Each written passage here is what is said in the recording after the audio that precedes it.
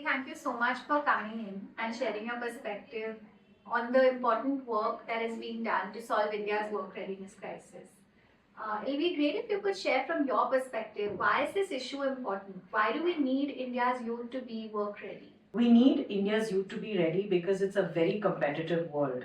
India traditionally has only grown in its services, right? And that too very IT focused.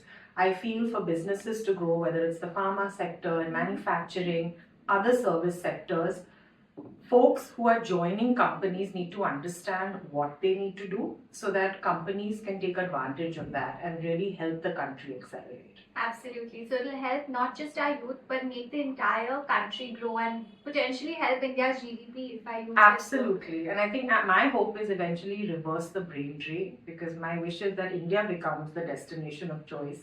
And that can only happen once we have ready now youth and also companies that offer those kinds of rigorous assignments. Absolutely. And with the new global capability centers coming in, we see that happening where they're hiring in bulk, and India has become the destination of choice for multinationals across the world. Yes. So if we can prepare this workforce, we'll see a huge improvement in hiring, productivity, and then ultimately our economy. Absolutely.